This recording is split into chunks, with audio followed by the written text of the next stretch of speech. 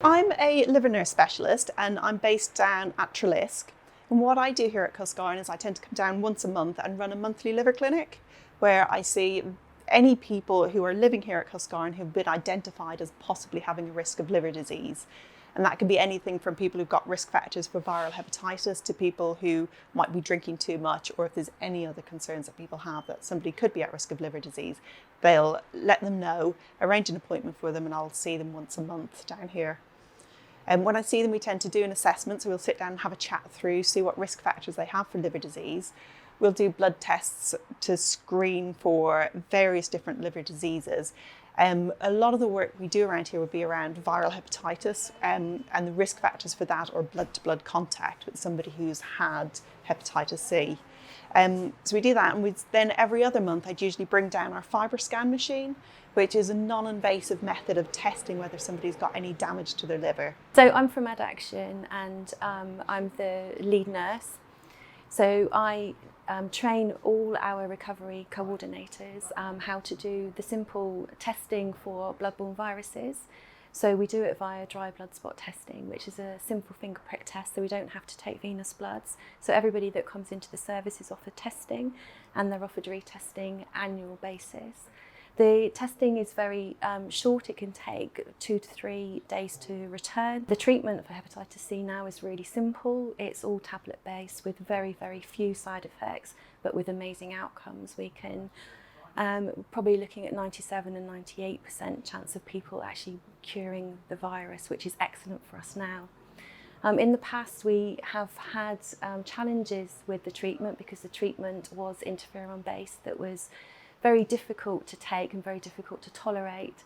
And we were finding that with our homeless population, they weren't able to take this treatment. So we worked with the hospital and we worked with Cosgarne and we worked with one of the pharma companies.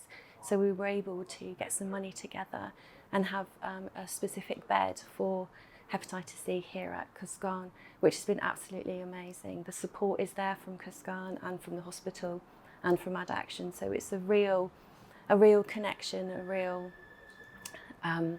good piece of collaborative working.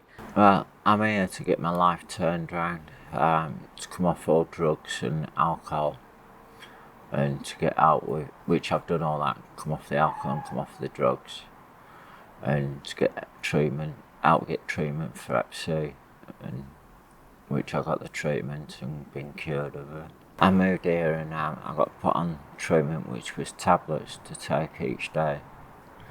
And I carried on with the dose of tablets and then got tested and then found out I was clean. Hepatitis C used to be really, really difficult to treat. We had some really difficult treatments that had horrendous side effects that people would be on for up to 12 months. And they weren't terribly effective. Sometimes there could be as little chance as 50% chance of those drugs working.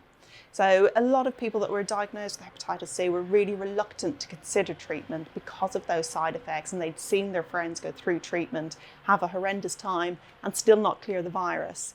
But in recent years, we've got really, really good drugs that are they're just tablet-based treatment, whereas before people had to learn to inject themselves to have treatment. So it's a tablet-based treatment that's much shorter courses, 8 to 12 weeks of treatment with a 97% chance of clearing. And when these drugs first came out, we were looking at who we were treating and how many people we were treating. And we found that we weren't treating any of the homeless population. And homeless people are at higher risk of having hepatitis C. So we had a group that we knew were at really high risk of having the virus, but that we weren't treating. And that was mainly around drug costs and that we only had one chance to treat people, that there was no retreatment option. So we felt we would set somebody up to fail if they didn't have somewhere secure to be while they're on that treatment.